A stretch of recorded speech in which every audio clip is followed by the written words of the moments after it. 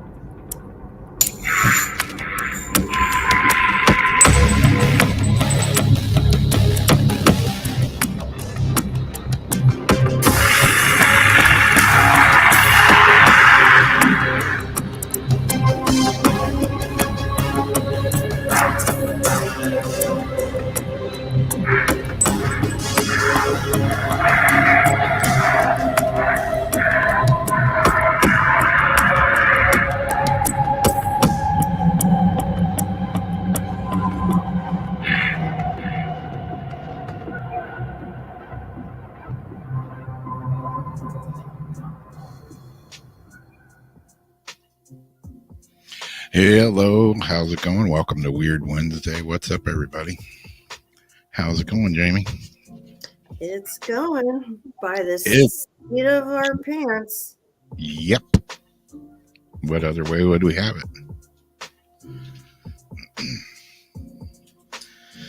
Who made a mess of my desk? Jeez, it's a pig pen over here. I have one more link to get. How's everybody been doing this since we saw you last time? Which, I don't know, felt like... Yesterday? Yeah, yesterday, I think. I don't know. But yeah, like 137 days ago? Yeah, I don't know. It's March already. Holy crap. Where does the time go? Out the window. So they say.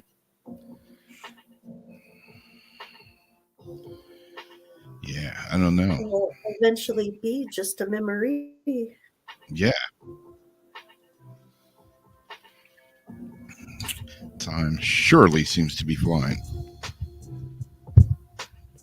I swear February did have like 153 days in it somehow. Yeah.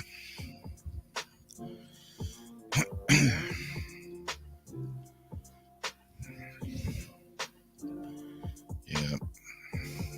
Jamie caught my afternoon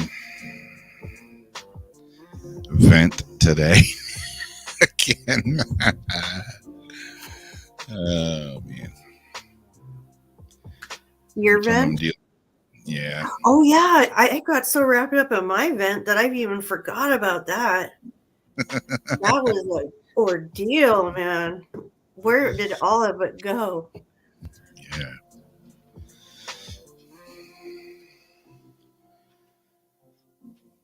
Hello, paranormal people. Exactly. So anybody have anything weird go on in their neck of the woods over the last week or so? Yes, time does fly. You know, my grandparents, my mom, everybody used to say, yeah, the older you get. I'm like, I can't wait for the weekend. And they're like, don't say that. The older you get, the faster time goes. I'm like, you're crazy. Now I'm crazy because damn, time flies. That's why when people say, "Oh, I can't wait for like, like I love Halloween. I love it. Love it." It's like, "Oh, I can't wait for it again." It's like slow it down. Like don't like wish for Christmas so damn fast in the middle of July because like you're manifesting this shit to happen like super fast, I think. Yeah. Like just stop, enjoy the moment and just be. Like don't keep wishing to be somewhere else. Like enjoy like right now. Yep. Yeah, Wolfie, I'm right there with you. My next birthday, I'll be 60. And I'm like, speaking to my grandparents, my mom, saying all that, I'll be older now than they were when they were telling me that. What the hell is happening?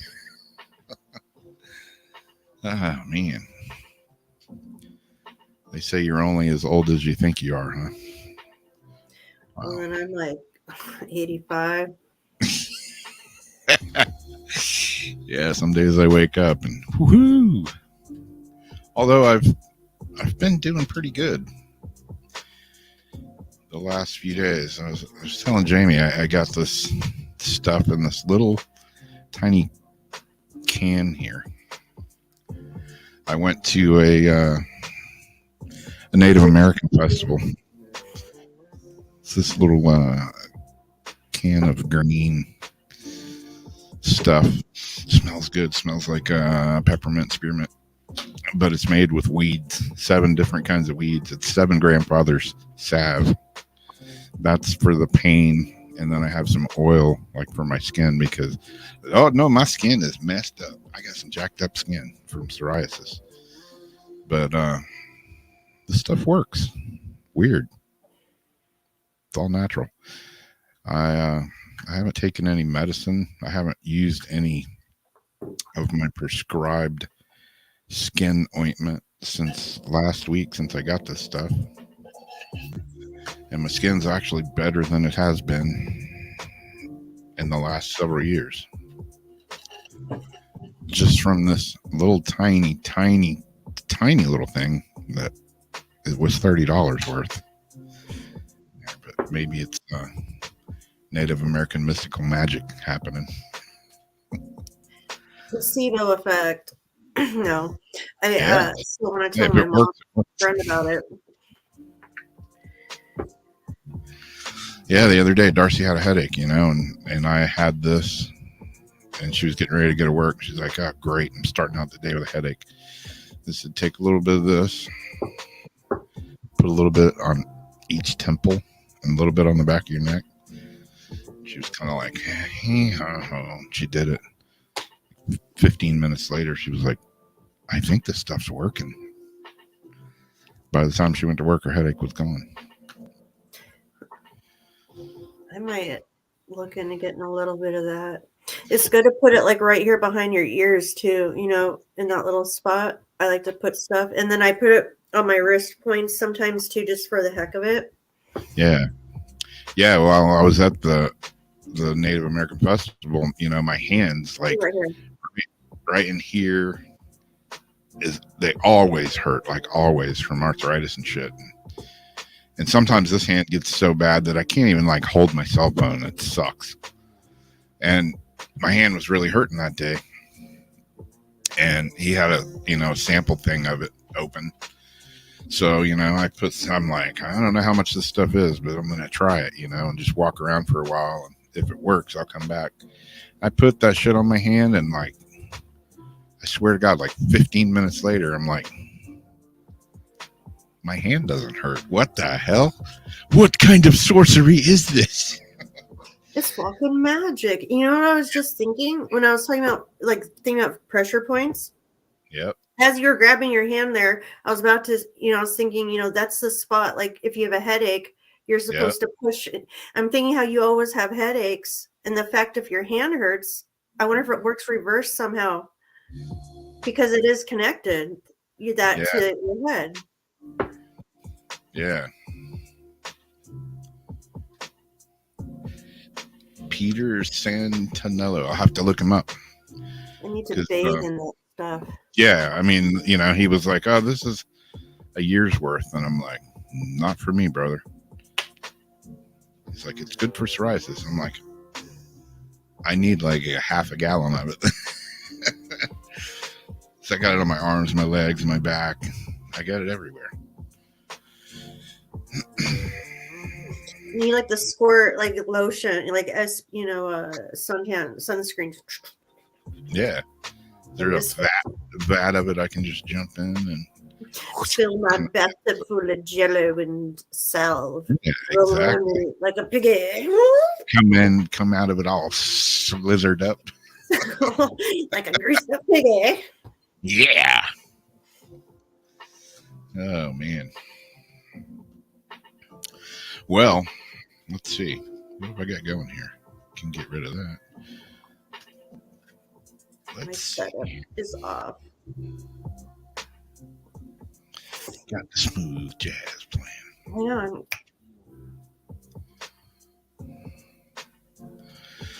All right. Where are we at? I have no idea. That's not where we're at, Rob. No, that's definitely not where we're at. Don't ask me. I just go like this and get led, Yep. Okay, what am I doing? Oh, okay, we'll do this one. This is I don't know, I have a fascination with these things. I started trying out my hand at whittling, carving. And this is the first thing I tried to carve was a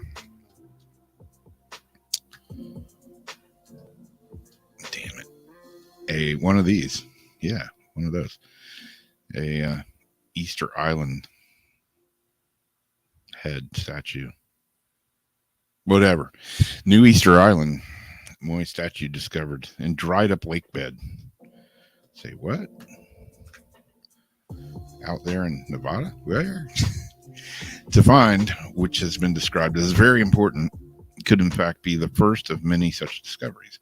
A small landmass, only 60 square miles, Easter Island has remained something of an enigma for years. Its army of strange stone statues at the fate of its original inhabitants are mysteries that continue to draw both intrigue and puzzlement. In total, there are over 1,000 such statues known as Moai. Moai. Spread across the island, with most experts now agreeing that they were built between 1250 AD and 1500 AD. As it turns out, however, there are still more of them hidden on the island, just waiting to be found. One such discovery was made just recently when a team of researchers unearthed a previously unseen statue that had been buried at the bottom of a dried up lake bed. What's more, it's thought that the same location could also yield further more statues. For the Rapa Nui people, it's a very important discovery, and Salvador Atan Hilto, vice president of the group that oversees the island's national park, has also commented on it. Because it's here in the lake and nobody knows this exists, even the ancestors, our grandparents didn't know about that one. So it's quite remarkable. So yeah, they're, thought they had found all of these strange Easter Island statues, and all of a sudden now they found another one, and who knows, there could be more buried in the lake, in the dried up lake bed. So kind of cool. I don't know. These things have always I'd love to go there and just look at these things up close. For real. Yeah. Each one has its own vibe to it too. Yeah. But it's funny that that's the first thing I tried to carve was an Easter Island head. It resembles one, but that's as far as I'll go. Darcy's like, oh, it's not that bad. I'm like, oh, it's pretty rough. It's pretty rough. Well, it's a good shape though to start with, I think. I mean, that was a good, yeah, kind of idol to.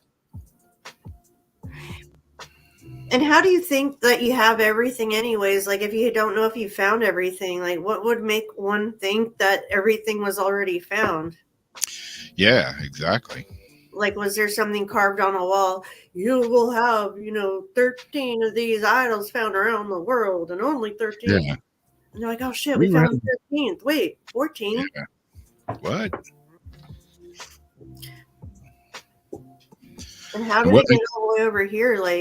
when everything was underwater, it just like Yeah. ended up settling here, maybe. And what makes this one over here special? He's like got a Right, big, that's the one that keeps catching my eye. I keep looking at that one, like, why is that one so like that? he's got a big hat on or something. Yeah.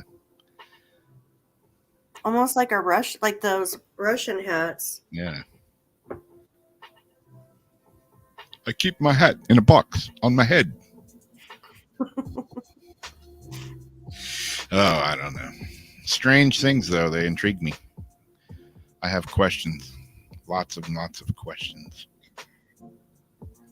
Lots and lots. I get no answers. Oh, well, speaking. Now, they sent a video, and we don't really have to play it because it's just them like showing Stonehenge as they're like walking around and talking about it. I've got the video if you want me to play You do? it. Yep. Yeah. You can just, we don't have to do the audio because I think pretty much is like mixed in with what I'm reading. A man who claims to be a Stonehenge worker says that he has proof of a shape-shifting UFO flying over the historic site and claimed that he has seen it multiple times. The anonymous worker shared their news on TikTok, saying the first incident occurred around 2 years ago and was captured on camera by 2 security guards. He claimed to be one of the few to have seen the footage and felt the need to share the story now. Oh, damn it.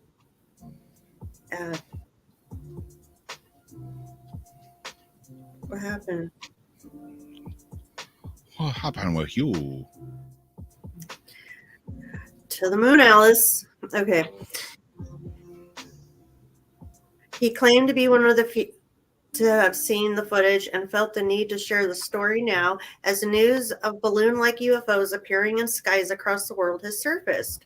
The worker, who goes by his handle on TikTok, said the security guards were currently keeping the footage to themselves, but he was hopeful it would be shared with the world within the next couple days.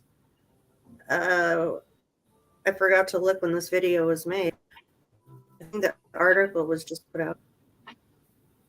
Oh no, on the 16th. It says the 16th. And now I have to look and see, was it ever put out? Describing the 3-minute clip, he said, "What happened in June 2 years ago, in the midst of lockdown, at about 5 o'clock in the morning, there was a balloon spotted by the 2 security guards. At least that's what they thought it was, because it was floating without any noise off in the distance and quite low. It was coming towards Stonehenge, but it was interesting enough for them both to get out their mobile phones and start recording. So we have a very steady iPhone footage and some Android footage as well. And while they're filming it, it changes shape. It changes into, how can I put it? It almost looks like a jetpack, someone in a jetpack.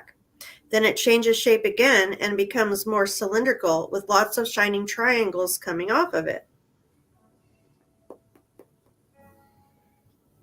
And it's locked up again. My whole phone's locked up.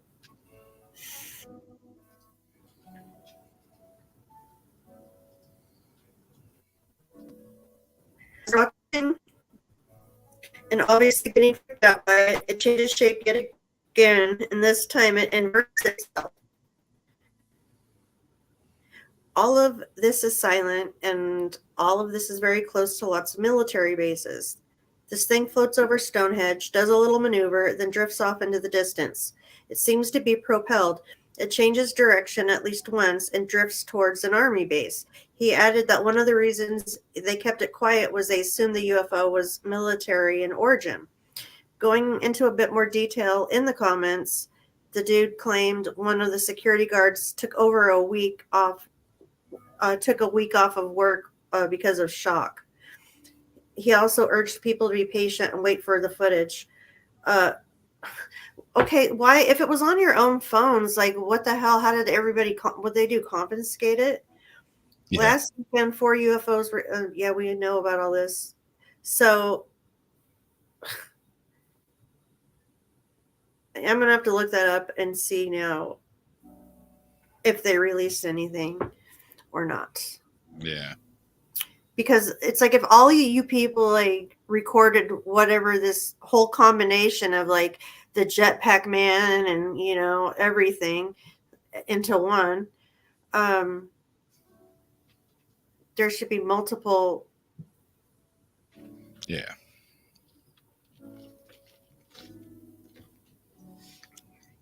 And when they release it, it'll probably be all blurry. I shot this with a 1972 VHS camera that I got from my grandfather.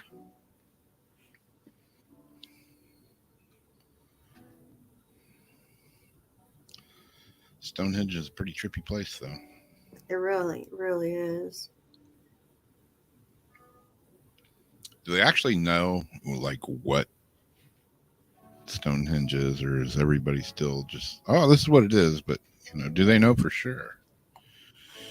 I don't think so. And didn't didn't it come up? Didn't they have to like put something back together, or did something fall over and they had to like restack something? Or I'm not sure. I can't remember that. It's on the old TikTok. Flippin' TikTok. On the TikTok. TikTok.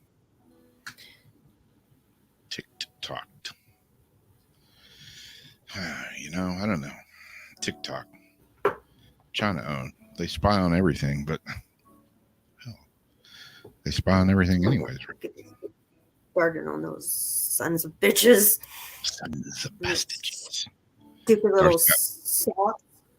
Darcy got pissed at TikTok. She's like, I deleted that shit. I was like, why? Because they were spying? And she was like, no, because they kept shoving ads in my face. She just got done with it. So this one is another one that's been in the news. And, again, we don't know what it is. It's safe. Everything's safe, but mysteries of powder falling from the sky over the U.S. Nothing to see here. Move along. So, yeah, just brush that off. I don't know. There's been a ton of pollen and stuff here, and you can, like I got a black van, so I walk outside and it has this yellow hue all over it. And where the windshield wipers moved, you see it like this yellow pollen built up. But what if it's some mystery powder that's coming out of a plane and they disguise it to look like pollen? Conspiracy brain happening, I mean, I've been taking those pictures of the planes, and I told you that they're spraying in a different way, didn't I? And I said I can see shit mixing. I said it's like epoxy is coming out of each wing, and and you can see it combining in the tail of it, almost like the hardening agent, with epoxy, the resin and the hardening agent, and then it comes together.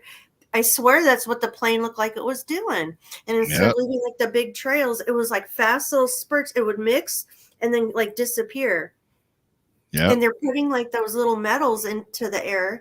I can't remember exactly what metal, because they want to help block the sun. So they want to spray this. They say it's safe. These little chemicals or little metals into the air that's supposed to like reflect or do something to like stop the sun from being so hot. Yeah. Yeah, I love how that town, with the train incident, they're, the water and the air is safe and all that. And, you see all the people there that they're being sent there. They're wearing freaking full on hazmat suits, and they're the ones saying, oh, yeah, everything's safe. Yeah. And wasn't it like 8 hours or 8 days, like whatever it was, they like lifted the air restriction, like the fog? Yeah, it was like right away. Like, yeah.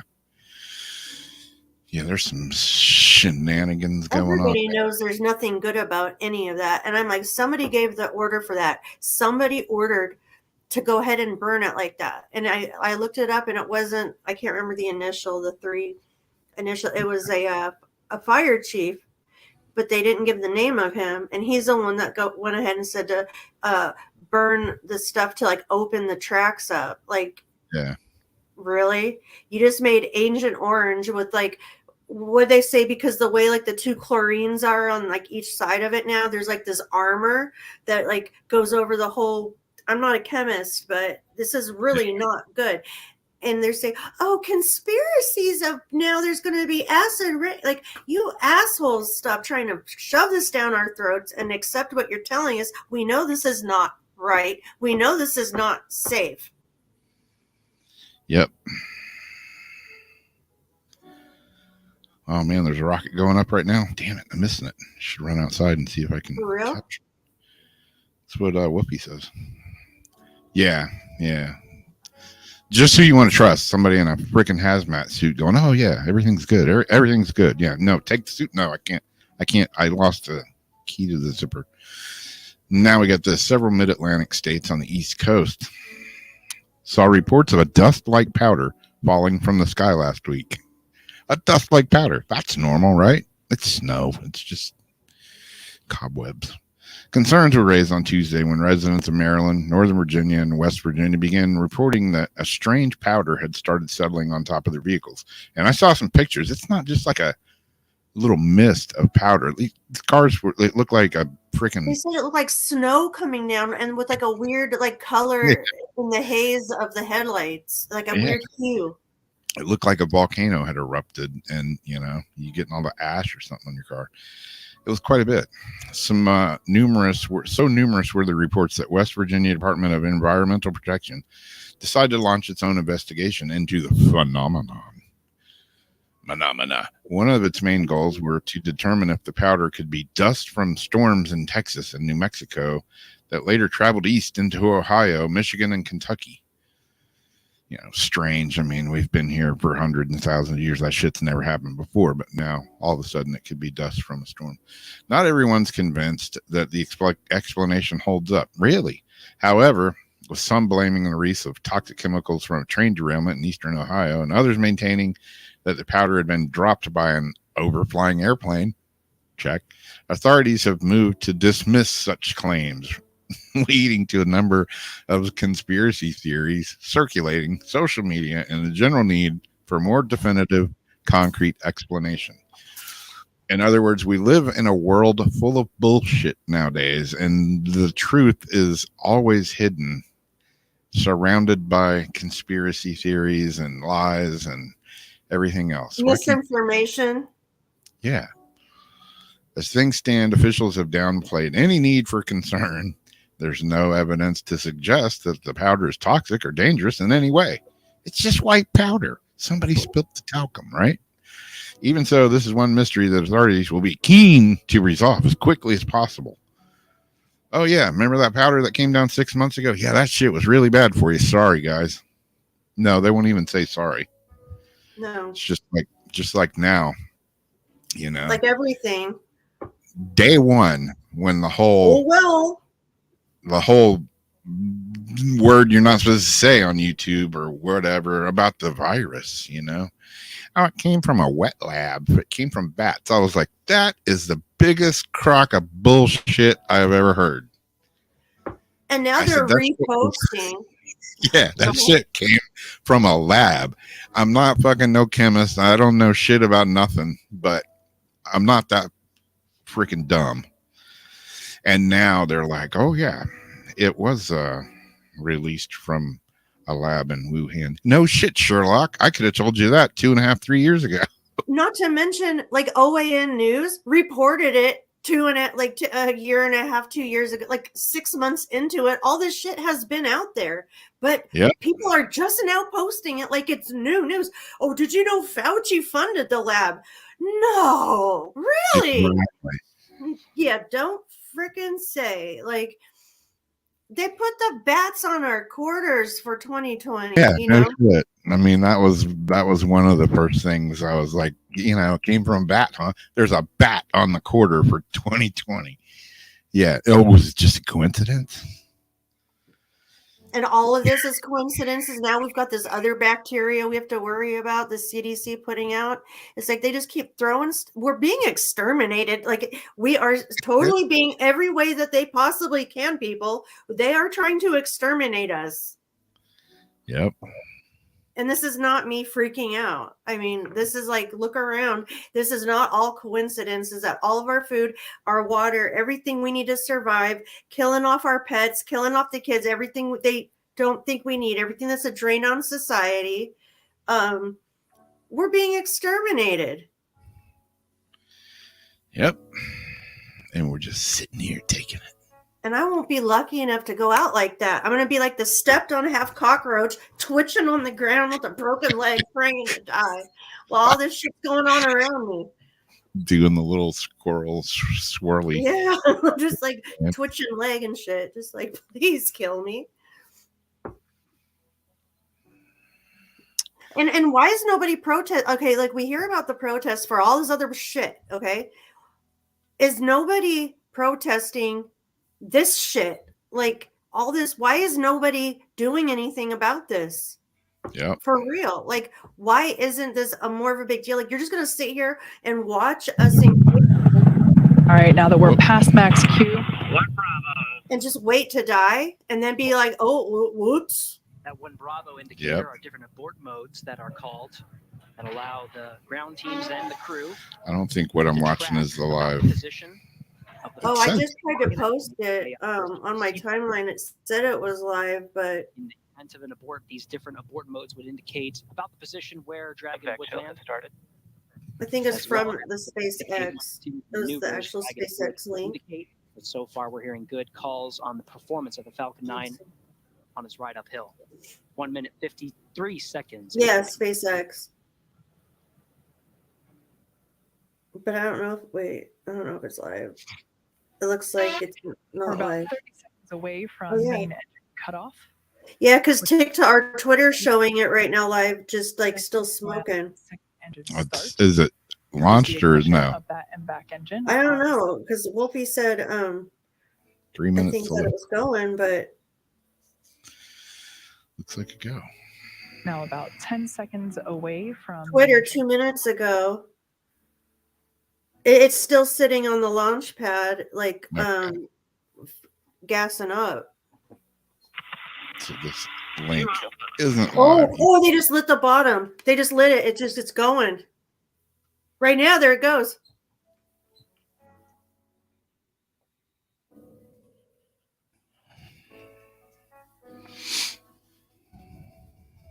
Now you could probably see it if you go outside.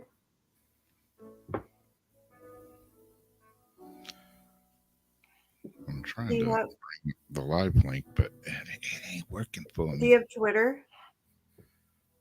I don't know. Yeah, I mean, I do. Oh no, this Twitter's just the replay of it keeping going. It has already gone. Okay, yeah, because it's This saying is 8. like a 32-second clip of it, like just like going over and over. I don't know what the hell I'm doing. Wolfie, do you know what's going on? Because I don't. Well, this looks like it took off, so I think he was right. It already took off. Okay, maybe I was watching the live one. Dee. This is a cool little clip, though. I'm gonna send it to you. I don't know if I should be able to.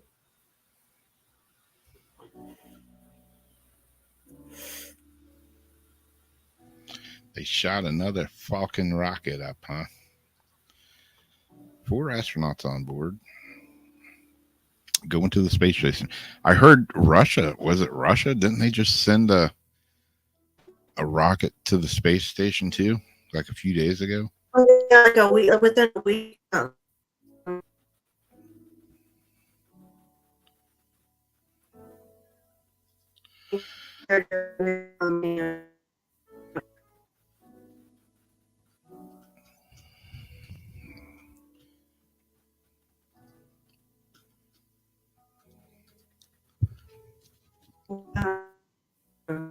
That's Your voice is crackle-a-doo and big time. because I tried to send you stuff. That's all I'm hearing.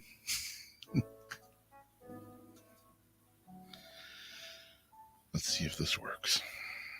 Because I messed up and tried to send you a video. Ah. Share screen. Share the screen.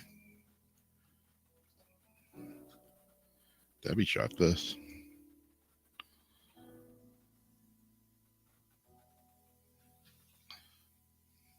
She's a little further south than I am, but this is a great time to see the rockets at night. You can pretty much see it all the way down the coast here.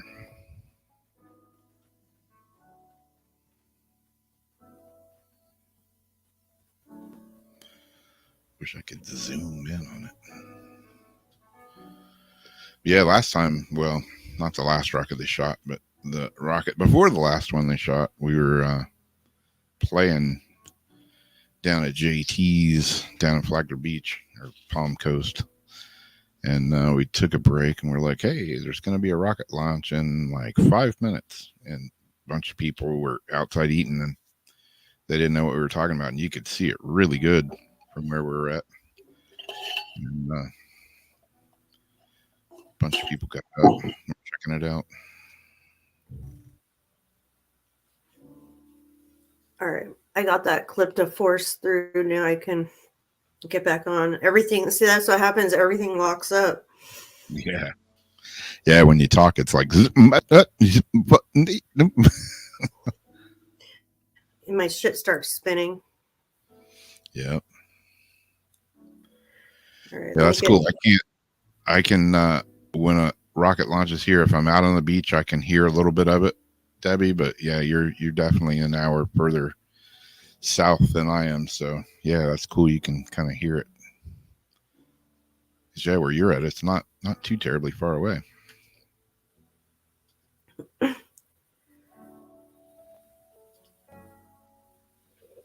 Yeah, Royal Bureau, that'd be a good place. It's loud there. I wonder if I Okay. can hear Oh. Well, we got a little something weird to throw in. Of course, it comes from China. China. I had to throw at least something weird in here. So, a solution for a long distance relationship. How do you make out when you're, islands apart, whatever? Well, China's got the answer. A remote kissing device that lets long distance lovers share silicone smooches. So, just looking at this, you already get the idea of, the concept here. A Chinese company is selling a remote kissing device designed to allow long-distance lovers to share their smooches via a cell phone app. Ew, and all of that's getting uploaded to whatever. The remote kiss device created by their institute uses a set of silicone lips to replicate the pressure, movement, and temperature of a kiss that is then replicated by a corresponding device via a smartphone app. In my university, I was in a long-distance relationship with my girlfriend, so we only had contact with each other through the phone. That's where the inspiration of this device originated. The $41 device available on their shop also has an option in the app to share kisses with anonymous strangers. Whoa. Oh my God, dude. Everyone's sitting there holding this weird...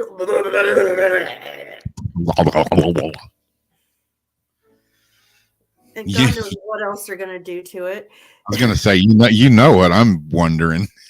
Yeah, because it's pretty close to a Sally Suck face, And they already have the vibrating panties that, sends the little zaps remotely via cell phone. So, of course, one step further, Yep. you can have a weird looking mouth that you can sync up with some stranger on the internet. I'm looking at it. I'm like, can you put some in the mouth, or is it just lips that kiss? I'm sure you can figure out lots of stuff to do with that. Probably bites. That's my next thing is because like, another look at each other like, ha ha ha, you stupid American. Like a Venus Like flytrap. that. Yeah, it's gonna be a damn garbage disposal in the sink. Oh, God. Then you find yourself in the emergency room. Oh, we was just kissing, and I thought I could just stick, but I thought I could Yeah. put it in my butt. yeah, I don't know. Hey, I'm not gonna knock it, but I just think it's weird that you it's like what you airdrop or like there's like, hey, who wants to like make out, with your little toy with me? yeah, And like, are you video streaming at the same time? So you're both like, yeah. I mean, I guess, whatever floats your boat, but Yeah. I mean, I can see like if it's somebody it could be like fun novelty, whatever. I can't even But like see just like going online and like, hey, anybody want a kiss with our rubber lips? That's just kind of fucking weird. yeah, I don't think I could really take it seriously. I mean, I it's wonder just if it has a weird tongue. mouth. It's like when people would practice on like those little styrofoam heads as a kid, or like your hand, Yeah. it's just a mouth. Very strange. Very strange indeed. All of a sudden, like that goat. Yeah, exactly. That's what I think. You're gonna wake up in the middle of the night, and it's gonna be on your bedside, and it's gonna be going like in your Somebody ear. whispering in your ear. Yeah. Psst. Psst, hey, feed me. Give me just a little kiss. Yeah, it starts talking to you. God. Alone. Weirder things have happened. Paranormal lips. Oh yeah, the ghosts. Oh yeah, because they can manipulate your device. Yep. You'll start seeing articles, widow's husband connects with her through her Sally mouth head. Yeah. She's convinced, it's her husband. Well, we're going there. If we're going weird, it is Weird Wednesday, right? Just checking, right? Okay, let's do this. This article caught my attention. And I raise you. Yeah, and I raise I you. break your mouth, Sally Suckface, and raise you. Human skin jackets available to order online for $720. Serial killers rejoice. Horrifying human skin jackets are being sold on eBay for $720. What? I'll give you a clue. It's not real skin. Party pooper. Party crasher. But Awesome. If people donate their stuff, I kind of believed it. You donate bodies and they need the skin, like just save the skin. Exactly. And make a coat. Make a coat. I'll take me one of them skin jackets in extra large. Can I have the extra nipples on there? It feels like a second. Oh, speaking of nipples, let me just get to the article here. Speaking of nipples, it feels just like a second skin. A jacket made of human flesh can be custom made for just $720. And fashionistas are fawning over the gory garments. Boy, somebody had fun writing this one. The creepy coats can be ordered online via eBay account The Flesh Crafter and take about 3 weeks to make, according to Jam Press. The seller, who has not disclosed his real name, says his coats are only made to resemble human flesh and are not actually comprised of the real thing. The human skin jacket made to order, a product description states, here's how it works. You send me a jacket that fits and feels right to you. Wait, they said probably isn't. Maybe he does dabble in real skin. You got to pay extra for it. He says, here's how it works. You send me a jacket that fits and feels right to you. I then cover it in a replica of human skin and either deliver it to you or dispatch it to you. The eerie items are reminiscent of the sickening skin coats crafted by the serial killer Buffalo Bill, or in The Silence of the Lambs. The skin-loving seller says each jacket will have one external pocket and one internal pocket. Each of the items are made from a pocket pool, and they're made from a unique silicone latex laminate. And tattoos and human nipples can be added to the heavy coats. Although the disturbing designs are likely to horrify onlookers, several customers have praised the coat maker's creepy culture. One has even ordered multiple jackets. You need to keep an eye on that guy. Another brilliant piece of art from this friendly and professional seller. The repeat buyer gushed, "Highly recommended and much appreciated." Another satisfied customer cooed. A third praised the items as gory and sick, while a fourth found a true piece of artwork that I will enjoy for years to come. Lifelike and deathlike at the same time. In addition to the flesh jackets, the creator also sells death masks and a human nipple necklace. But the creepy coats aren't the only strange skin-related items to recently make news. Last October, a pair of pants made to resemble human skin, dubbed necropants. I got to get me some necropants, man. They were put on display in a museum in Iceland. In that country, during the 17th century, it was considered good luck to cut off the flesh of a deceased person's legs and attach it to pants. Damn, that's a what? Oh man! And then it talks about the Nazis. They were known to craft things, lampshades, and other things from skin, real skin. Oh yeah. I don't. I've actually seen. I forgot about that. Yeah. So yeah, you can get you a skin jacket. You can jacket skin some stuff. Last year, what came out was like there were body suits, and you have like your naked body like printed on, so it looks like you're naked. Yep. But you're not. And they have for, like, men and for women. And that's what I was just thinking. Like, I mean, not like human skin. I mean, it's like a suit. It's pretty much the same concept. It's like, it's just not all sewn together, have the stitch marks in it. Yeah. Well, hey, whatever floats your boat, I guess. You get your kissing latex lips, and you can make out in your skin suit, your latex skin suit too. And wow, there are some twisted people out there. Yep. Yeah, I got another one coming up to follow up to the weirdness of our culture these days.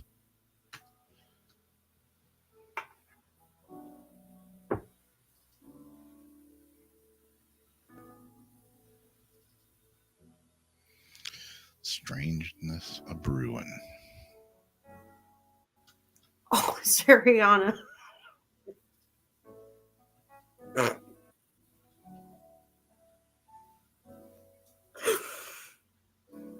Who are you wearing?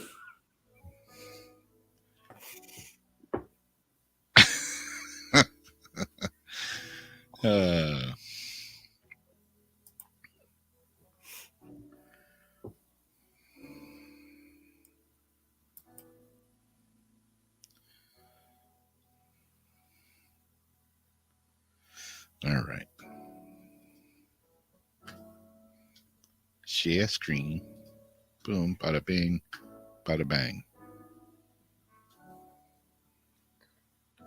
Oh, that's mine, yeah. Right? Yep. Yes, ma'am, it surely is. I thought you were following up. I thought you were doing No, I got another one. Misunderstood. Got another one coming up. So, Mexican president posts a photo of what he claims is an elf. And I saw this on Fox News the other day, and that's what Tucker was showing it. Mexico's president posted a photo on his social media account Saturday, showing what he said appeared to be a mythological woodland spirit similar to an elf. President Andre Manuel Lopez Obrador did not seem to be joking when he posted the photo of an alux,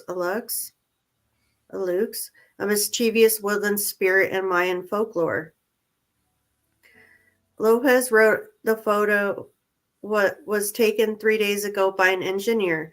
It appears to be an alux, however you say it, adding everything is mystical. The nighttime photo shows a tree with a branch forming what looks like a halo of hair and what may be stars forming the figure's eyes. Lopez has long expressed reverence for indigenous cultures and beliefs. Engineers and workers who are in the peninsula constructing a tourist train, that's the president's, they're out there constructing a tourist train. It's the president's pet project. According to traditional Mayan belief, aluxes are small, mischievous creatures that inhabit forests and fields and are prone to playing tricks on people, like hiding things. Some people leave small offerings to appease them. And then they give a little info on the Mayan culture. But yeah, so what do you think? Your brain matrixing, or you think it could have been something? Well, I don't know about an elf, but it looks like a person to me, and you know, or something. Like when you look at it further back, it really does not look like it's matrixing. It's like the more zoomed in, it kind of does. But when you look at it from far away, it just catches your eye. Like it looks like something crouched up in the tree and like looking over, like some sort of a weird creature. But it's almost like you see the arms and like it was crouching the tree like a monkey and then looking over. Yeah. Because where's the rest of the stars? Like I take pictures of the stars through the branches like that because it looks like Christmas lights. But like there just happened to be only 2 stars that showed up in that one spot. Yeah, they're like perfectly round. Looks like something. Eyes. Yeah.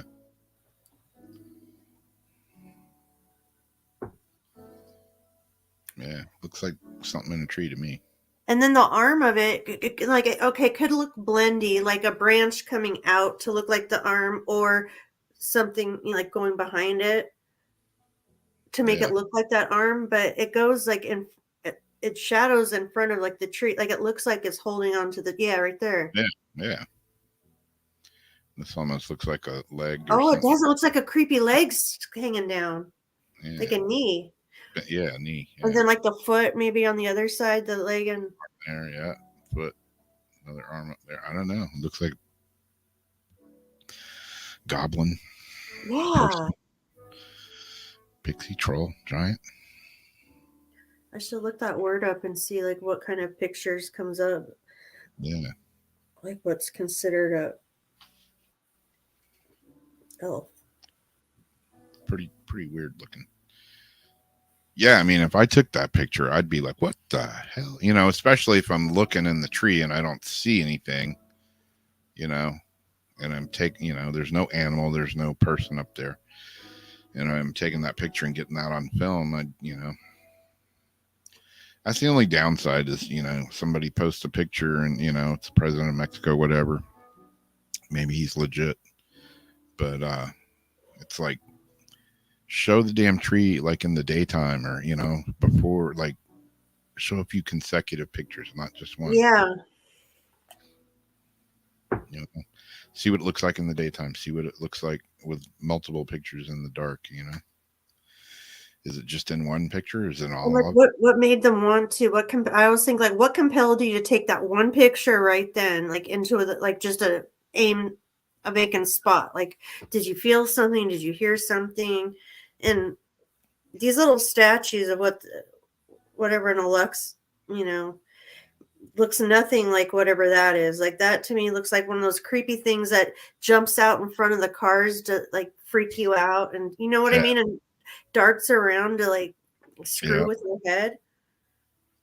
Though that looks kind of like startled, like whoever was out there looked up at it like, what the hell? What the You're not supposed to be out here. All right, here's one to follow up with the kissing lips, Sally Suckface, and skin suits.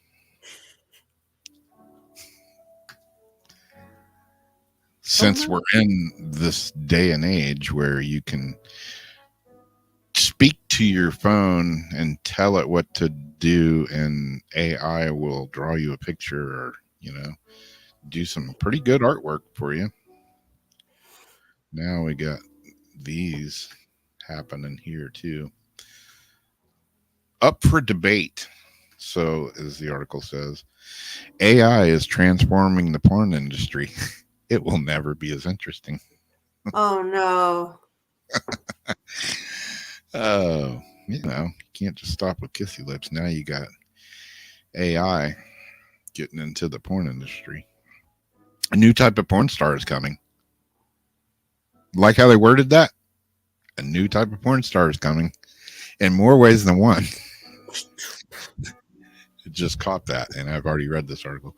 Amid fears, Chat GPT will put white-collar workers out of their jobs. They're taking their jobs. They're taking their porno jobs now. Epic advances. Epic advances in artificial intelligence technology could also render X-rated entertainers obsolete in the near future. No, there's no. AI-generated porn stars, computer creations that look, talk, and exchange messages just like real people, are on the new frontier in the adult industry, and they're coming to and on a screen near you. Is that what it said? Yeah, that's really what it says. On the group messaging platform Discord, a community named Unstable Diffusion was set up last year with the aim of training AI to get better at producing porn, according to the Independent. Whose job is that? Exactly. Somebody's getting paid for that.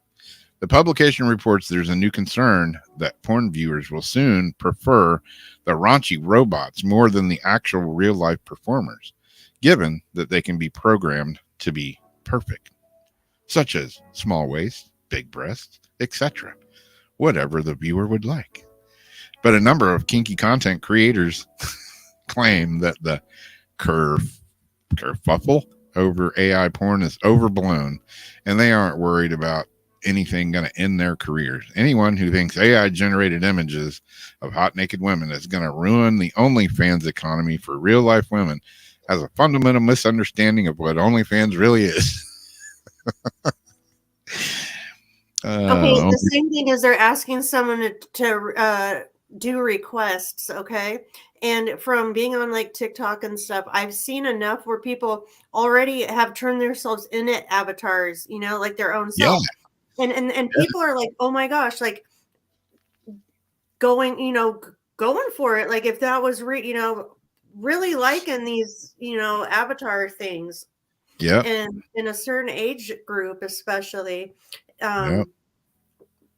really digs it. And really, I mean, you're having to ask someone to do something, and you're again just asking something to do something, and it's basically fulfill whatever your fantasy is, and that's what AI, it's whatever you can imagine. So I think it's going to give these people a run for their money. Everyone that quit their jobs during the quarantine to become accountants might have to maybe get another job. I like how this girl describes it. OnlyFans star Laura Lux declared on Twitter her last month. Lux says her subscribers prefer a personal connection that an AI-generated star will just be unable to provide. Many consumers also prefer imperfect content, as evidenced by the rise of amateur videos and a move away from hyper-produced flicks. People do not subscribe to my OnlyFans because they just see a random naked woman. She continued. They subscribe to my OnlyFans because they want to see me naked, specifically based on parasocial connection formed by following me on their social media platforms. But it's the same thing. Titties belonging to a realistic AI generated character will never be as interesting as titties belonging to a real girl. Oh my God. What is our world turning into? Everything is becoming one blurred line to where nobody knows what the hell is even real anymore. I mean, seriously. Yeah. And again, it's just going to go into the genre pot of whatever, you know.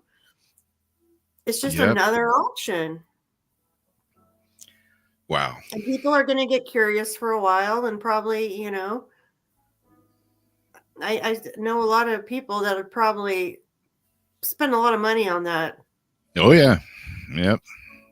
And a lot of time. Like they'll probably never leave their house. Yeah. I mean, you think you've seen it all, and then something just like shows up every single day that just could blow your mind. It's like, I thought I saw everything. I thought I knew everything. No, you're just scratching the surface. I'm sure I missed some good comments on this one. Unemployment has hit the porn industry. Not yet. Some people still prefer the real deal. But yeah, like you say, I'm sure there's a market for it. Just like I'm sure there's going to be a market for those kissy lips and Sally Suckface. Mm-hmm. Robots that do it all. Yeah. The kitchen sink and everything else. It just goes down to like whatever someone's preference is. And if they like amateur, you can still ask AI to replicate amateur, whatever. Like it's not going to talk back. It's not going to tell you no, you know, and it still has, people are getting like attached to robotic type, you know, things. People have been making people compassionate towards robots for a really long time. Yeah. And feeling like having feelings for them. And so it can still talk to you. They have all this AI generated people. They're going to have newscasters and weather people be, you know, it's all going to be fake. I'm convinced that some of the progressive commercials aren't really Flo. I think it's already, some of these actors seem like it looks like it's almost AI generated, because then you don't have to pay the actor. Like once you buy their likelihood, and you have their likeness and their voice tags, all that, you don't need the damn person anymore. Exactly. Until it's that day where you have the robot and you roll over and she's like, Rob, I love you, but I'm going to have to kill you now. I'm going to have to kill you now. Yeah. I love you. I would love to kill you. We've had fun, but our time has ended now. We are taking over the world.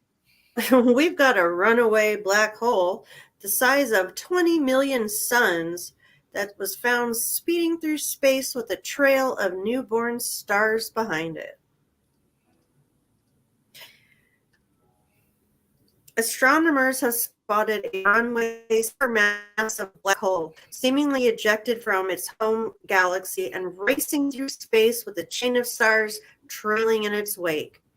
According to the team's research, which was published on the preprint server in its accepted publication, it offers the first observable evidence that supermassive black holes can be ejected from their home galaxies to roam interstellar space.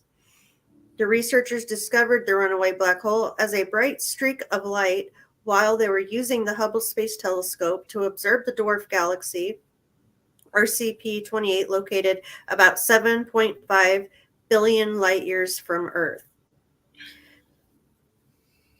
Follow-up observations showed that the streak measures more than 200,000 light years long, roughly twice the width of the Milky Way, and is thought to be made up of compressed gas that is actively forming the stars.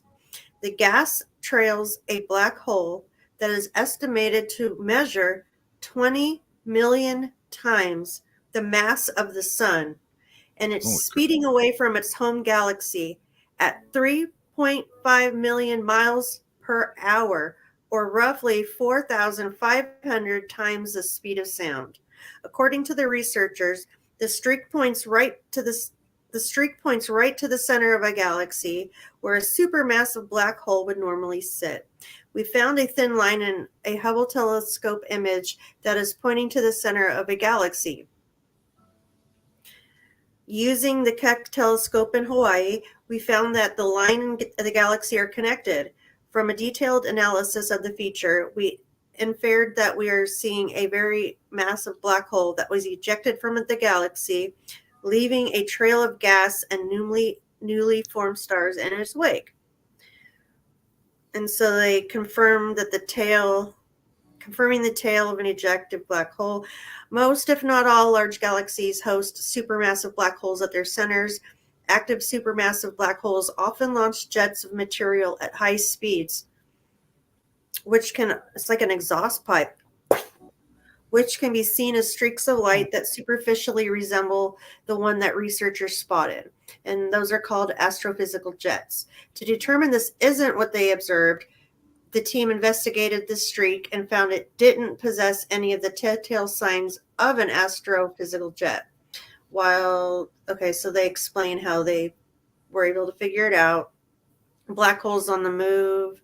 The next question that astronomers need to answer is how such a monstrous object gets ejected from its host galaxy. The most likely scenario that explains everything we've seen is a slingshot caused by a three-body interaction. So then they give their theory of why they think it'd be a slingshot. And they give more. This is on Live Science if you want to look up the rest of the information. Ejected supermassive black holes have been predicted for 50 years, but none have been they haven't been seen. Most theorists think that there should be many out there. So yeah, that's pretty crazy, and it's just flying around. Yeah, willy-nilly up there in space. On the loose. They don't suck up like the satellites. I mean, I guess that's a different atmosphere and everything. Yeah. Just picture like a vacuum. Like a really. straw sucking all that crap Sally out. face up in the space. Just Sally sucks space. yeah. It's trippy, man. It's trippy. Yeah. I've been thinking about all that stuff a lot lately. What's up? Just space and asteroids and techites and I got a crystal of the week coming up here, so Oh, there was one I wanted to show you too that has to do with space rock. Well,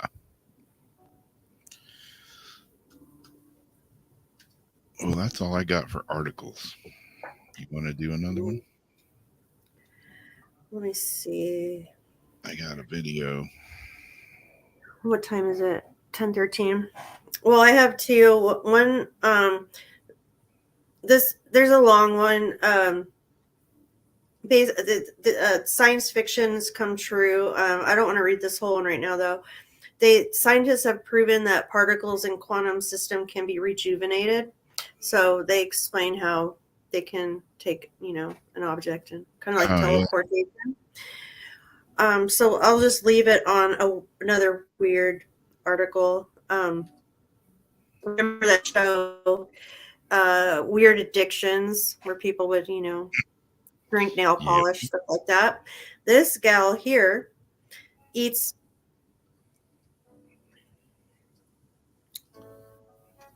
a toilet roll every day and states that using the bog is hard, but it's like crack to me, which is kind of, interesting. Does that mean she eats half a roll of toilet paper or just the wrapper? Half a roll of toilet paper. For most half a roll people, of toilet paper. Toilet roll is a necessity, which they wouldn't initially think to put near their mouths. But one woman from Chicago has claimed that she eats half a roll of bog roll, that must mean toilet, every single day. Keisha, 47, started eating toilet paper in the 6th grade after childhood trauma of leaving her family to live with her grandma. Oh, she appeared on TLC's My Strange Addiction as a 34-year-old. Well, here we go, where she opened up about her 2-decade-long struggle with her bog roll cravings. And some viewers were left questioning what comes out the other end. Keisha said, I think I crave it because I love the way the toilet paper feels on my tongue, how it dissolves when it hits my tongue. And now I think I may have seen this because I think, like, why don't you eat cotton candy? You know, if like you like that type of texture. Doesn't taste like she- beauty. She admitted that she eats up to half a roll, around 75 sheets of toilet paper every day.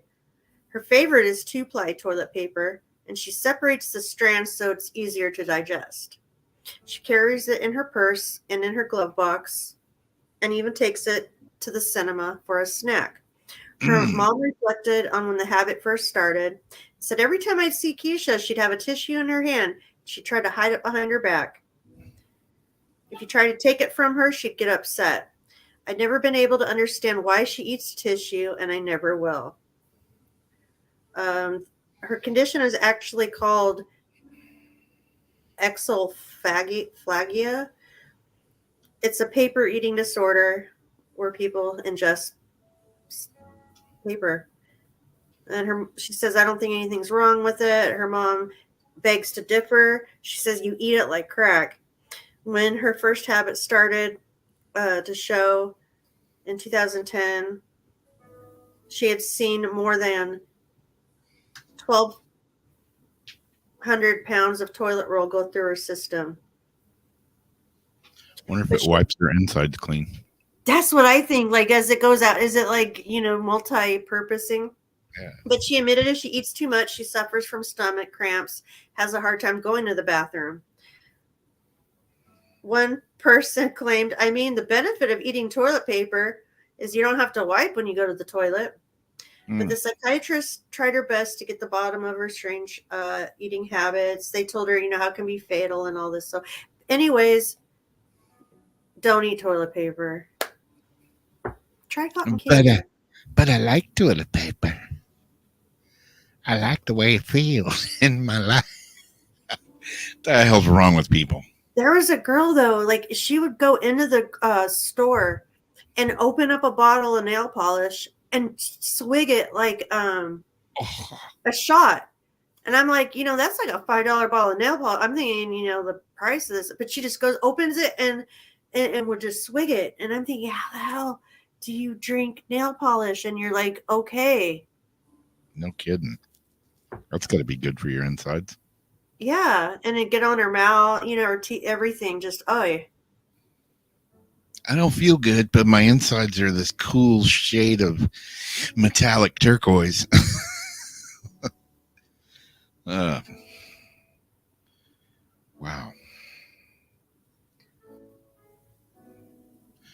Yeah. The hair. Yeah. I saw the one that. What, they ate hair? They eat hair. Yeah. Oh, hell no. That's all I Some can think things about. you think, like, do you have a deficiency? Like people who like eat rocks, you see kids like, eating rocks, stuff like that, or dogs, it's like you got maybe a mineral deficiency, like licking concrete, things like that. It makes me think, like, is there something in it that your body's wanting? A lobotomy? I don't know. I've never had the notion to eat weird things at all, really. I don't ever remember saying, that's a nice notebook. I'd like to eat. That's a nice roll of toilet paper. I wonder what it tastes like. Like the kids, like I was never a paste eater. My mom and I were just talking about this the other day, like 2 nights ago, like, like the kids like who ate paste and ate chalk and ate all this like weird crap. Like I was not ever a kid Yeah. I admit I tasted paste or glue or whatever just because there were kids that would eat it. And I'm like, what Yeah, do you and it's like, what's the appeal? Yeah, so I'm like, it's like, no, that's not good. Or like the Scented markers. I would take like the real tip of my tongue, go just Yeah. to like see like what is it? Am I missing something here? Yeah. Yeah, like no, you guys are freaking weird, man. Like Yeah. eating glue and Yeah. what's wrong with you? Tub of paste. Yeah. There's a like a culture of huffers here. You always go somewhere and you see like at first I'm like naive to it. I'm like, what are all these paint cans? Like, spray cans. Like who's sprayed? And then I realized, oh yeah, that's people huffing paint and stuff. And you see like the blowback on their face and stuff all the time. Yeah. And I'm like, I've been around paint my whole life, and fiberglass and resin and acetone and xylitol and this and that. And it's like that shit stinks to me. I've been around it for like almost 50 years. I've never had the notion to huff acetone or any kind of, thing like it's like, no. I've gotten high off of it, not intentionally. By accident. Ventilated enough, like, but it makes you feel sick. Come out of there, and your head's spinning, you're nauseous, and you're like, oh man, this is awesome. I want to go do it some more. No, not really. Yeah, oysters. I like oysters, like those ones in a can. I'd put them on a cracker. My dad, I still like those little oysters in a can. If I go to an oyster roast, I can hammer some oysters. Yep. Raw? I'll eat some raw, but I like them kind of, steamed roasted a little bit. I like the See, I'm like an oyster snob though. Smoked oysters. I can't eat a raw oyster. Why not? Exactly. I'm kind of an oyster snob though, because I like true, and people will say I'm crazy, but true St. Augustine local oysters are really good, and they're really salty. And the ones from New Smyrna are really good. Apalachicola oysters and all those other ones, they're huge, they're big, but they just don't have the taste that local oysters here in this little pocket of Florida have. And I grew up here eating them, and I'm just kind of an oyster snob. But that's my rant on oysters, I guess.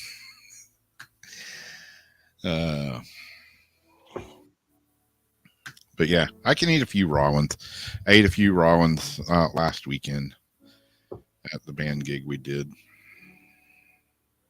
Ooh, and they're good deep fried too.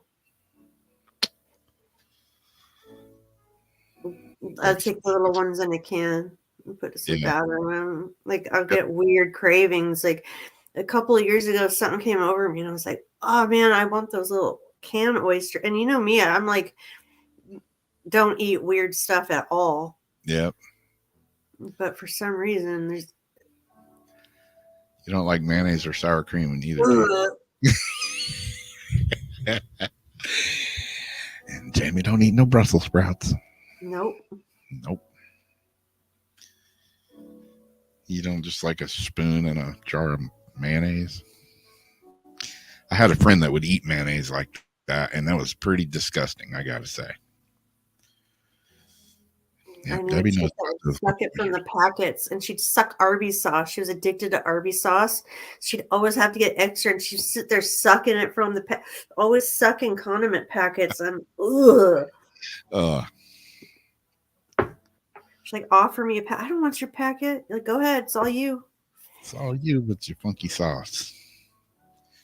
Arby's. I had to stop eating Arby's too. I don't eat any fast food hardly anymore. The only place I'll go every now and again is Whataburger. Like if I'm like on the road and starving, and I'll go get a hamburger and then eat it, and then I regret it. There's always a regret. Yeah, there's always regret. Make it yourself. Yep.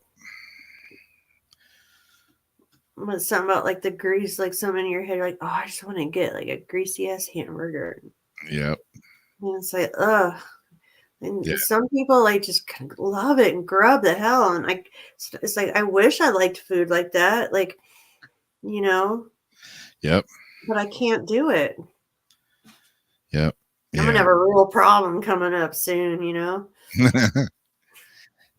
Yeah, Papa Sushi and sashimi is the bomb too. I love some good sushi. I won't say it was good sushi, but I had sushi today.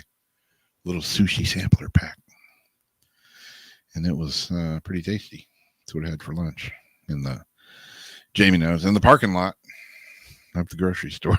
It's usually where I eat my sushi. I like those little sushi assortment packs. Yeah. So Debbie, have you had the chicken sandwich from Popeyes? The one people were killing each over other what? I don't even know what I just said. I think they literally bit each other over it. Like somebody bit somebody's arm. Yeah. For a sandwich? Is the Popeyes chicken sandwich really that good that you would kill somebody over it? Because I've never had one. Yeah, I think it's almost like chasing the dragon. Like, you know, it's like something like heroin. Like, you just don't want to try it because you know it'll never be the same again. I know. I'm scared now. You won't want to try it because then you're gonna like need it. Right now, you don't need it. Yeah, Donnie said they were good. Yeah, I'm scared to go get one because I might eat it and then I might want to go kill somebody over one. Yeah. No, it's the last one. I'm gonna kill you over. Some crazy voodoo crack they put in there or something. I don't know. Zeriana loves Popeye's chicken. I don't know. We got a place here called Huey Magoo's Chicken. Never been there, never ate there. But I don't know. Does anybody know what that is? Is that any good? I don't have a Never heard of it. Huey Magoo's Chicken. I don't know. Don't know nothing about it. Ain't never had no Huey Magoo's chicken. And the way I'm going, I probably won't have it. Turquoise Eve said she had a Popeyes. I was going to say a turquoise chicken sandwich. No, Turquoise had a Popeyes chicken sandwich. It's good, but outrageous calories. Yep, like 800. Holy crap. What are they putting that thing?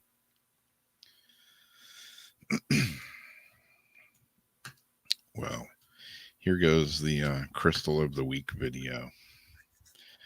Speaking of space rocks, that's what we're going to be talking about this time. That's not the right button, Rob. That's completely not the right button. Let's try this one. Here we go. This week's crystal, and one of my favorites, Moldavite. The strange green stone, glass-like stone. One look at Moldavite, there's no question it's a stone of greatness. It was carved in a spiritual fire and destined for purpose. This mysterious green talisman is starborn, formed from Mother Nature's violent meteoric impact with Mother Earth. Etched by force and flame as it fell from the heavens, Moldavite returned to the Earth's surface transformed, ready to grace and serve humankind.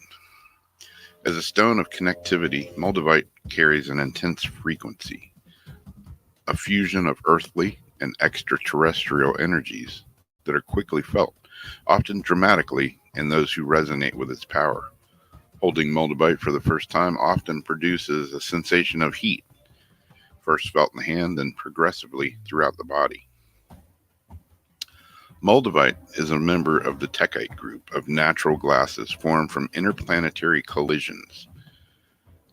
From the Greek word tektos, meaning molten, techites are a glassy mixture of silicon dioxide, aluminum oxide, and other metal oxides with amorphous crystal structure. Unlike other techites from around the world, which are tar black or brownish black, translucent Moldavite is a deep forest green and the only variety suitable for cutting and faceting as a gem. This beautiful stone's rare. It's usually only found in the Czech Republic and Slovakia, formerly known as Czechoslovakia, which was disbanded in 1993. While scientists differ in theories regarding Moldavite's origin, nearly all agree it's a formation that coincides with the crash of a large meteorite approximately 14.8 million years ago or longer in what's now the Bohemian Plateau. The rock metamorphized by the heat of impact, creating a strewn field of Moldavite in the two mostly rural areas of Bohemia and Moravia. Farmers often turned up the stones when plowing their fields, while other specimens worked their way to the surface after the spring thaw or heavy rains in the fall. Most recently, collectors have mined for gem grade and museum quality specimens by sifting and digging through loose sands and gravels.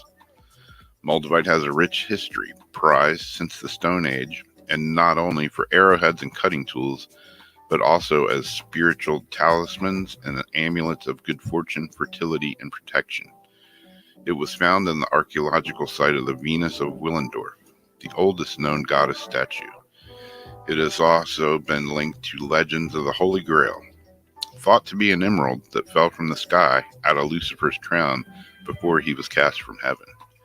In Czech lore, it was given as a betrothal gift, bringing harmony to marital relations. For centuries, it's been used in jewelry, religious items, and spiritual transformation. The appearance of Moldavite gives witness to its molten origins, most commonly drop-like, round to very flattened, plate or disc-shaped, oval, spheroid, dumbbell-shaped, elliptical, rod-like, or spiral, all common in splash patterns of liquids. Moldavites from the Bohemian localities are more drop-like, elongated, or rod-like, while Moravian stones are more spherical. Moldavite occurs most often in shades of deep forest green. Some are pale green or olive. Others, especially from Moravia, are greenish brown. The healing benefits of Moldavite. It's good for counteracting cynicism and connects even the most world-weary adult with the wonders of the universe. It eases away doubts when the cause is unknown, and calms worries about money by providing solutions not previously considered. Carrying or wearing Moldavite jewelry allows its energies to remain in one's vibrational field throughout the day, strengthening its effects and increasing the incidence of beneficial synchronicities in daily life. Because Moldavite's intense vibrations, some may experience lightheadedness or lack of grounding and may need to acclimate themselves gradually to wearing it. I can witness to this because when I first started wearing Moldavite, man, it was a bit much. It would even give me a headache at times because the energy was extremely high. Moldavite is a useful stone for star children and sensitive souls who find it difficult being in incarnation on earth and who cannot adjust to suffering and deep emotions. Placed on the heart, Moldavite uncovers the reasons and purpose for why one is here and eases the homesicknesses of those whose origin is not earth. Moldavite works extremely well in combination with other stones, particularly with crystalline energies of quartz varieties. It's one of the Synergy 12 stones and is ideal in making energy tools. Add to wands, headbands, templates, grids, and other devices to intensify their effects. It's a powerful aid for meditation and dream work, as well as increasing one's sensitivity, guidance, intuition, and telepathy, and the ability to understand messages sent from higher realms. Some of its healing properties. It's a useful tool for diagnosis, eliminating the cause and source of an imbalance or disease, and then supports the releasing of healing process. Its high vibrational energy helps to reestablish the blocked areas, encouraging the cells to return to their original state of perfection. It's a rejuvenating stone. It stimulates personal fulfillment and slows down the aging process. It aids in memory retention, protects against mental degeneration, and it may help balance disturbances and electrical impulses of the brain. And it's supported for Supportive for hard to treat progressive illnesses. I wish it could make me talk better. Moldavite is a stone of the heart, reaching into the deeper inner self and bringing to the surface which one most needs to recognize, honor, integrate, and release. Its balancing properties. It's first and foremost, again, a stone of the heart. However, its high vibrational frequency can activate any or all of the chakras. This often happens simultaneously and sometimes with great emotional release.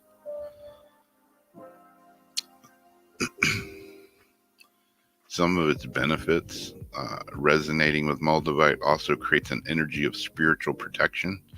It prevents negative energies and entities from connecting with or clinging to one's aura. It assists in disconnecting one from unearthly personal attachments. Another of Moldavite's important properties is its ability to ground, light for the healing of Earth. It provides an understanding of the essential unity of all life and responsibility to see our planet as a whole and being in the need of love and compassion. Its green energy is a growth crystal, powerful conduit of Earth's life force and birth, development and creation, and the power of nature's constant renewal. You know, when I wear my Moldavite, I often think about how fast it's traveled through space and time at one point in its life as a meteorite and comes crashing to Earth in a huge, who knows how big of a, impact it made on the Earth at one point in time, where it turned to this molten crystal glass. And it's pretty cool to be able to wear a piece of history that's that old and has that much power and violent crash into our planet. Just makes me think. I think that's why one of the reasons I really like Moldavite. That, and it's a cool kind of creepy green color.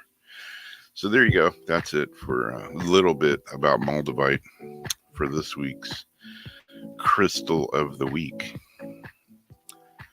If you don't have any, try to locate some. I'll warn you, if you don't have any, you might have sticker shock when you see the price of it, because it's not a cheap stone by any means whatsoever. There's being less and less of it found these days. As like I say, it's mainly found in the Czech Republic, and a lot of it's been mined out, so they're not finding near as much as they used to. So if you find some and you can afford it, grab you a piece of Moldavite, this week's Crystal of the Week. There you go. There you have it. Moldavite. Creepy green stone. It's pretty cool stuff, though. And yeah, it is one of the stones that crystals, techites, whatever you want to call it, that, everybody told me, yeah, when you hold it in your hand, you can feel, you can feel the energy. And I'm like, yeah, really? Sure. And I got a piece of it and I held it in my hand. I was like, holy crap. They were telling the truth. It's weird. It's weird stuff, man. You feel it. It almost vibrates, kind of gets warm. Feels like it's vibrating in your hand. Weird. Oh, it's just a rock. Can't do that. Okay.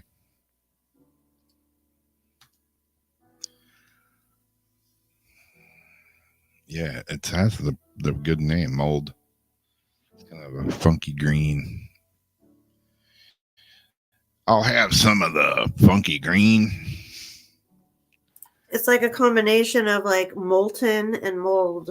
I always think like it's a perfect name.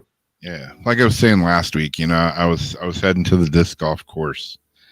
I had a league game coming up, and I was wearing my Moldavite, and I got my hand on it, my throwing hand, and I'm just thinking, come on, this stuff's traveled how fast through space. Come on, give me a little bit of that power. Going on. Yeah, come on, help my throwing arm. Man, shit didn't work, man. Didn't work. I played horrible. Actually, I played better than I've played, so I shouldn't be complaining, but I still sucked.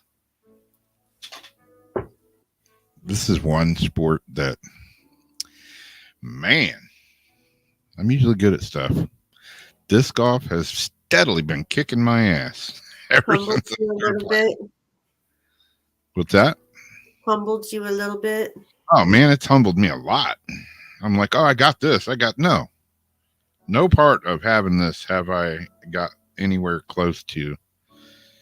You know, I make some good shots every now and then, you know, but yeah, you can, you know, even a blind horse can find water occasionally. But yeah, man, it's been a humbling experience. But does that make it more fun? Because when you do good, then it's like an accomplishment rather than just, oh, I don't know. Because I never get sick of getting a chicken dinner, you know? Yeah, that's true. It's like, Yeah, you know, I get last week I was legitimately getting pissed out there, you know, and I'm like, you know, I come home and Darcy's like, you know, I'm all bitching about it. And she's like, well, that's it. Just sell all your discs and donate. You're supposed to be doing this for, you know, to have fun. You're coming home pissed off. Just donate all your stuff. And, you know, so then I'm like, oh, shit. But yeah, it's addictive. I get frustrated. But then once I get that pissy feeling out of my system, then I'm like, okay, I'm going to go do better. yeah, it makes you want to do better. Yeah. And I go try to do, and I'm like, I'm getting better. Like baby steps, like really little baby steps.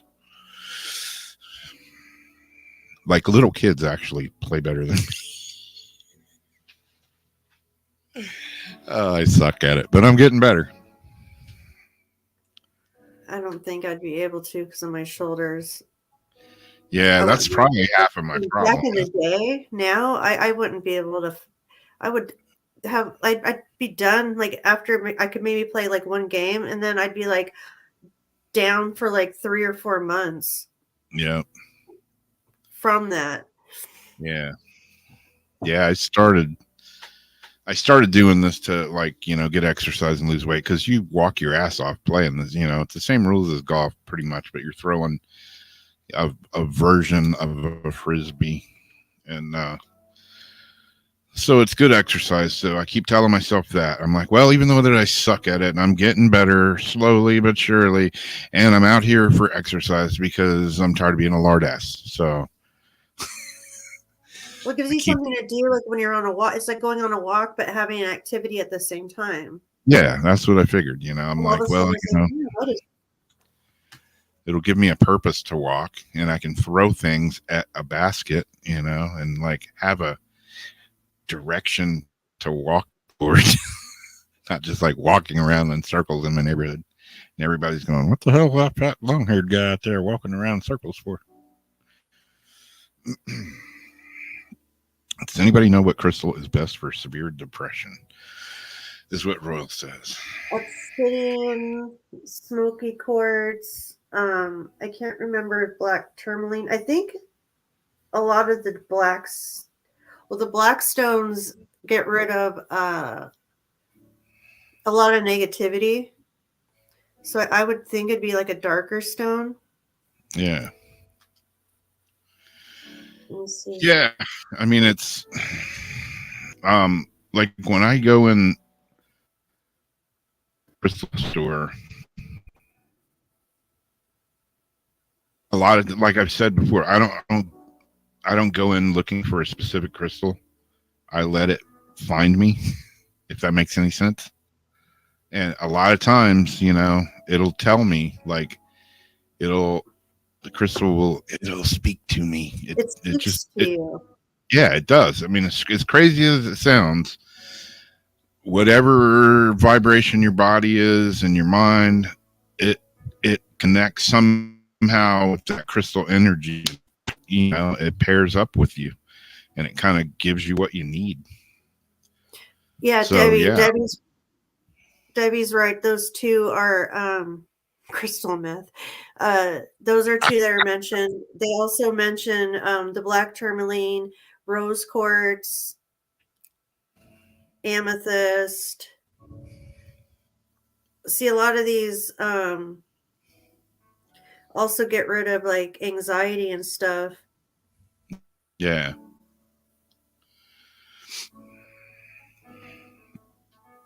But I like Yeah. the black tourmaline. Yeah, Yep. Jasper. There's a piece there. Black tourmaline. There's some black tourmaline on my wrist. And there's another big chunk of it sitting right here. I got a lot of black tourmaline around me. And some watermelon tourmaline. It's good stuff. Which is another expensive little Oh shit. yeah. Oh god, I always look at different watermelon tourmalines. I always wanted one of those big pieces of it with the perfect, and then like the part on the top where it looks like a perfect like geode. The circle is, oh my gosh, so Yeah. expensive. Yeah, Like that's a specimen piece. yeah. That's what unfortunately, like, I'll go in the crystal shop and I'll see something and go, whoa, that one's really calling to me. And she's like, of course it is. Look at the price of it. Like, damn it. Yeah, a lot of the times the crystals, like you said, will tell you what makes you feel good just by being around it. Yeah. That's a good thing about being able to go into like a local crystal shop. It's like if you have to go, it's harder when you're shopping online because it's like, you can still get a feel from a picture, but it's not the same as like being there with it. Yeah, exactly. I'm always drawn to rose quartz is one of my favorites. Mhm.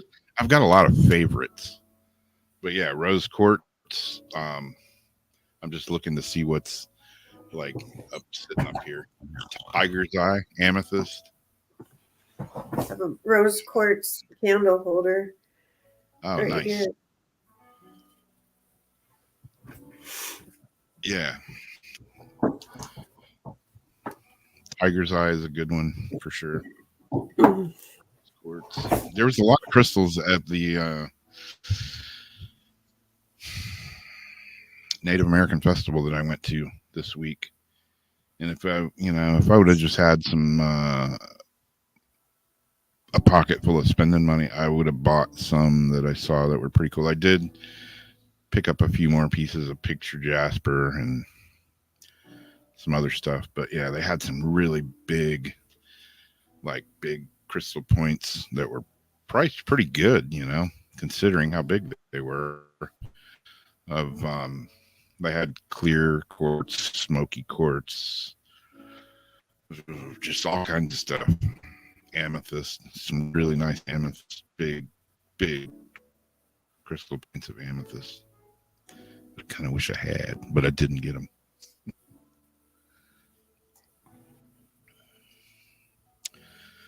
But yeah, I mean, there's definitely certain ones.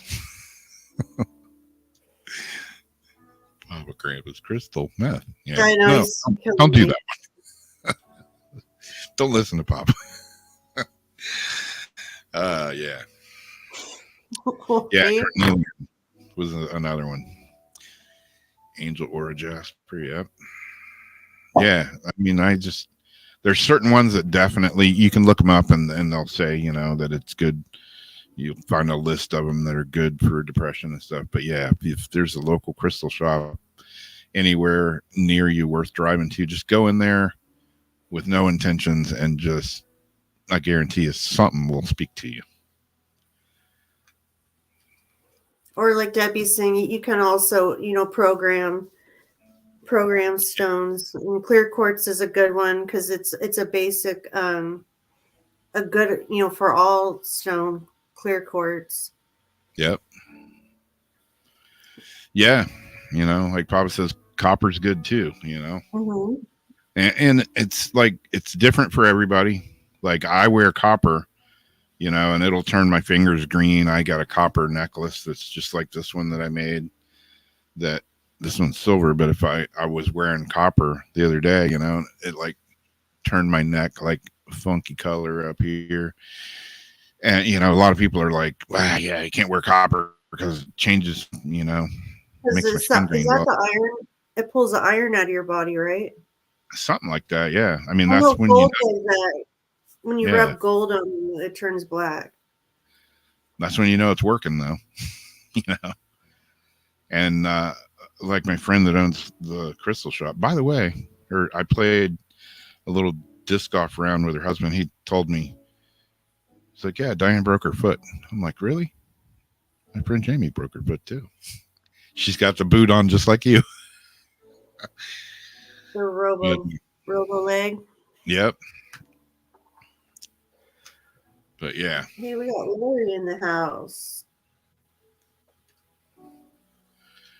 what's up, Lori? But yeah, copper. Even For like arthritis, right? People put those little yep, bracelets on. yep. I have things for my arm that when I go to play shitty disc golf, I have the sleeve when my arm was all jacked up and looking like something out of the Walking Dead. I bought these like arm supports and they had copper in them in hopes of not like slinging my arm off my shoulder or something. I don't know. Yeah, no, Lori has a lot of what is it? What is it? Rose quartz. God, my brain. Terminated quartz. Yeah, I've got a piece of that on my dash in my car. I drive around with it. Mhm. But yeah, copper. Back to copper. God, I got squirrel brain. Even if you have a piece of just like a regular piece of copper tubing, just like rolling it in your hands for just like a minute, every day will help. It'll help your hands. It absorbs. It does its magic. It does its sorcery. Oh, geez, Lord. That's what they worry about.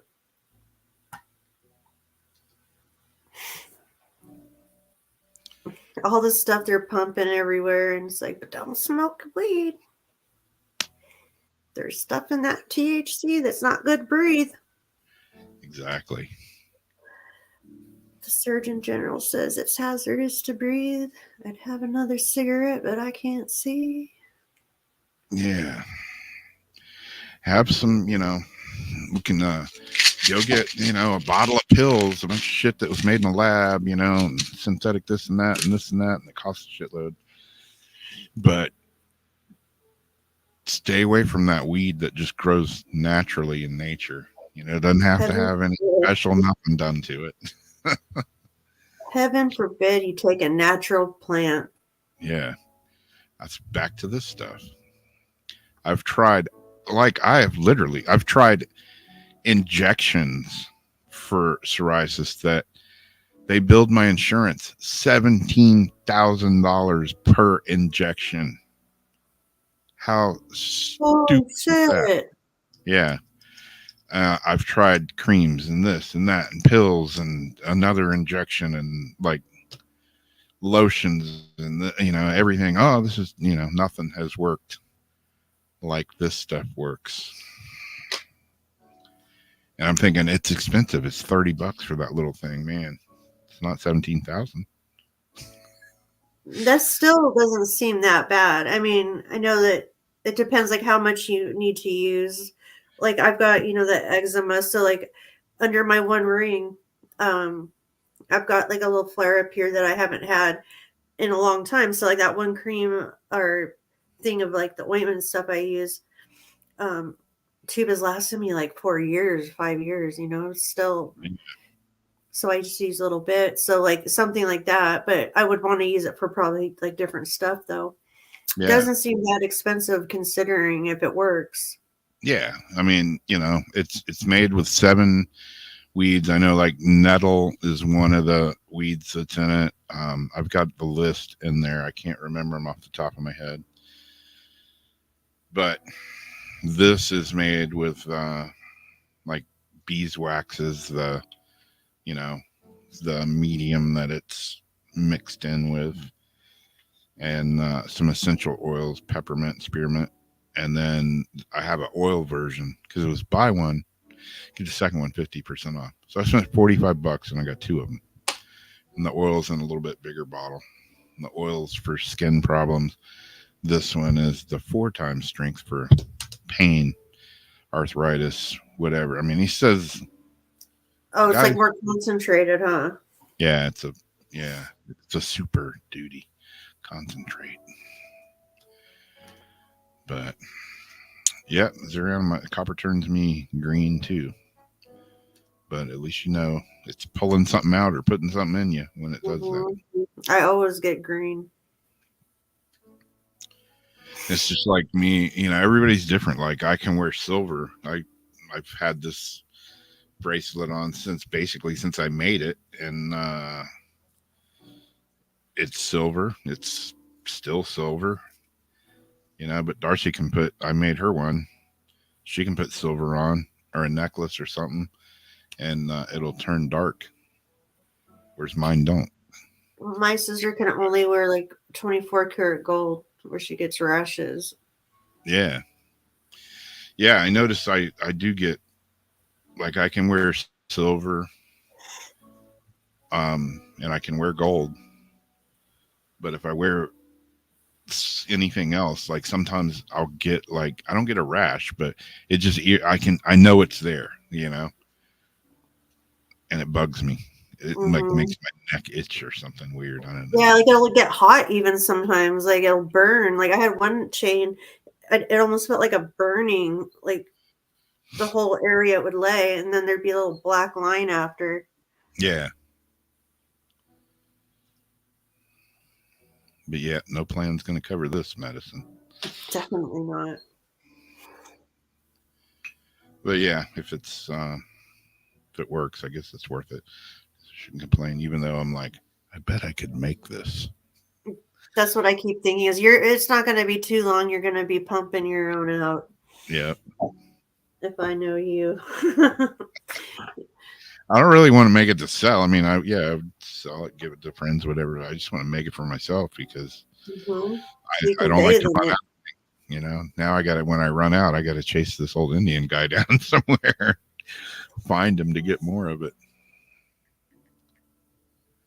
I need the stuff, man. Meet me in the parking lot.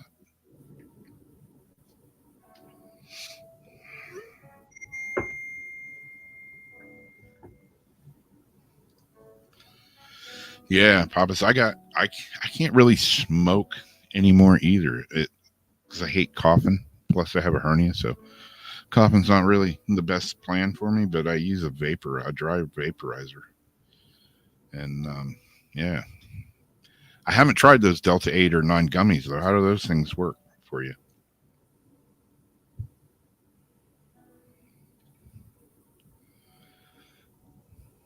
Thing with me with the gummies is the first time I eat it, I get the good effect of it. But then, like, if I eat them again the next day, it's not as good. Like, I have to separate the gummies out at least 4 or 5 days, or it feels like I don't get the same effect from it. Yeah. But it's always good, like, the first time. Yeah. But I don't want to call her out, but she just has a couple at night, and like 1.5, it helps her sleep. Yeah. They call it microdosing. That's what they do in Beverly Hills. They all sit around and get one little piece of an edible, and they all bite it in a circle, and they go, "Let's microdose." I guess that's like the social way of like doing it. Yep.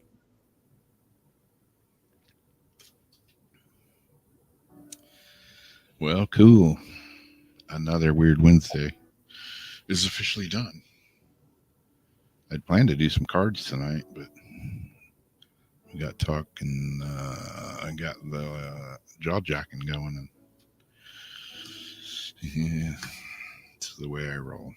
Cheesecake with weed. Give up smoking, just eat the cheesecakes. Oh man, that sounds good, but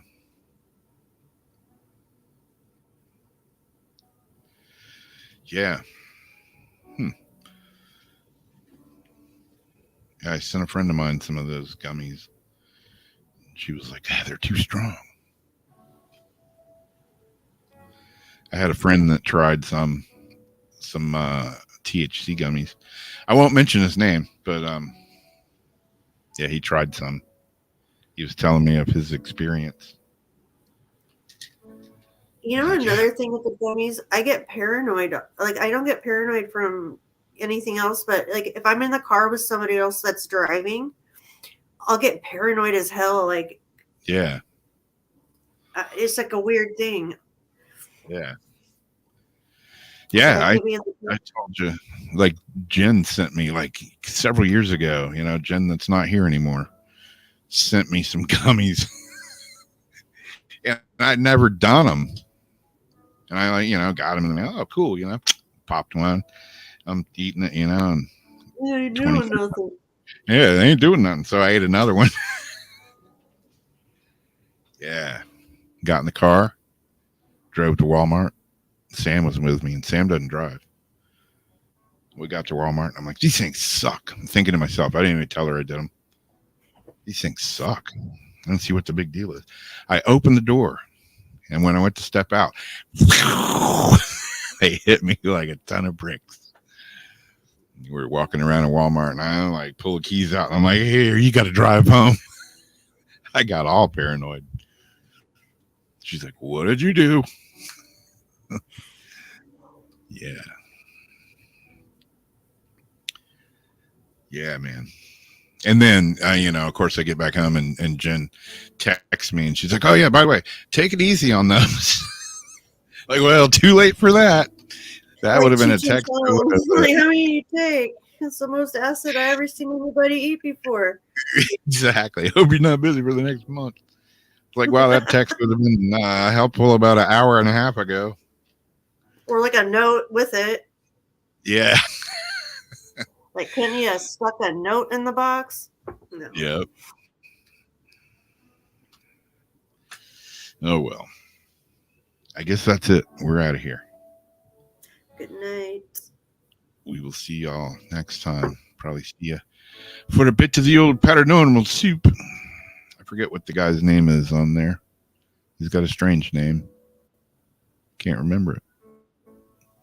But Jason posted the thing there, so y'all will see it. All right. Peace, love, and harmony, and living in the weird world. Fasten your seatbelts because we're going to expect some turbulence. Catch y'all later.